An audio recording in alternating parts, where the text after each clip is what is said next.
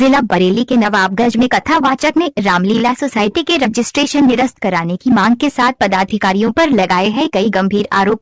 नवाबगंज कस्बे के चर्चित कथावाचक नानक चंद शर्मा ने रामलीला सोसाइटी के रजिस्ट्रेशन को निरस्त कराने की मांग के साथ तहसील प्रशासन द्वारा रामलीला मेला कराए जाने हेतु मांग रखी है।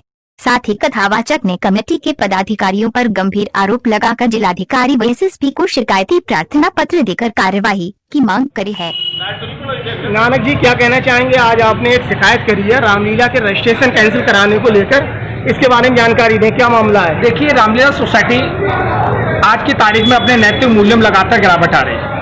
रामलीला सोसाइटी का रजिस्ट्रेशन का उद्देश्य यही था कि वो राम के आदर्शों को प्रचार प्रसार करेगी और जन जन तक राम की विचारधारा जोड़ने का काम करेगी, जिसमें रामलीला सोसाइटी बिल्कुल विफल हो गई। यानी कि डांस पार्टी को लेकर इतनी नाराज हो गई रामलीला सोसाइटी कि वो आईटीएम सीओ पर भी हमला कर बैठी, जबकि उपजिलाधिकारी के आदेश से ही किसी भी धार्मिक संस्था का पंजीकरण होता है, वह आयोजन भी आईटीएम साहब के आदेश से होता है, और वही आईटीएम उस मेले में अपमानित हो। ऐसी स्थिति में इसका रजिस्ट्रेशन कैंसिल होना चाहिए और तहसील प्रशासन द्वारा इस मेले का आयोजन किया जाए, जिसमें माताएं बहनों भाइयों को सबको सम्मान और प्यार मिले। पिछले कई हमें अश्लील डांस ना हो, इसकी मांग हमेशा करिए। मैं राम में आस्था रखता हूँ, मैं श्री रामचंद्र मानस सेवा समिति का अध्यक्ष हूँ, मैं कथावाचक हूँ, इसीलिए मेरा कर्तव्य बनता है कि मैं कुरीतियों का विरोध करूँ। अब रजिस्ट्रेशन कैंसिल कराने की बात कर रहे हैं?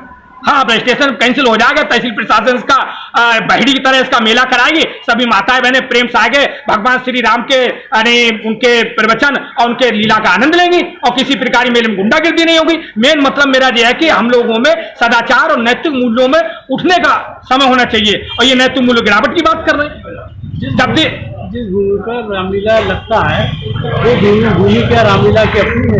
देखिए, रामलीला सोसाइटी पर आईटीएम साहब भी बड़ी अनुकंपा रही कि सेना की जमीन पर और सेना की आपत्ति होने के बावजूद आईटीएम साहब अपनी कृपा से रामलीला सोसाइटी का मेला लगवाते रहे और वही आईटीएम अपमानित हुए। आप नवाबगंज रामलीला सोसाइटी के वर्तमान में अध्यक्ष हैं। कल नवाबगंज के नानक चंद शर्मा है कथावाचक, उन्होंने शिकायत करी है कि रामलीला सोसाइटी का जो रजिस्ट्रेशन है उसे निरस्त करा दिया जाए। इसके अलावा जो और सदस्य हैं उन पर बहुत गंभीर आरोप लगाए हैं, तो क्या कहेंगे इस पर? ये एक खुरापाती तत्व है, ये समाज को हमेशा परेशान करने की योजना बनाता रहता है ऐसे, और मानसिक रूप से विक्षिप्त हो गया है समाज।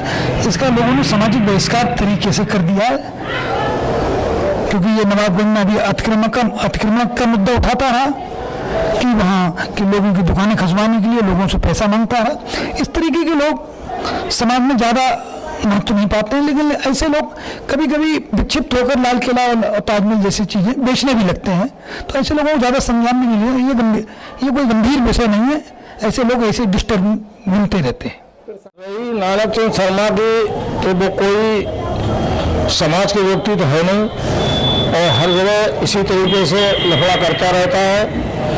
और ये हमारा रामलीला बहुत पुराना है, 100 साल से पहले के भी है, और लगातार रामलीला चलाया। नानक चंद शर्मा केवल अपनी निजी स्वार्थों की वजह से कि मैं कहीं कंप्लेंट करूं और जो करूं वो करूं और मुझे कुछ मिले रामलीला सोसाइटी से, वो ऐसा असंभव है। न कभी किसी तरीके से रामलीला का कोई पैसा दुरुपयोग हुआ है, न होने दे दिया है। और मैं रामलीला के लिए तन मन धन से हर तरीके से तैयार हूँ।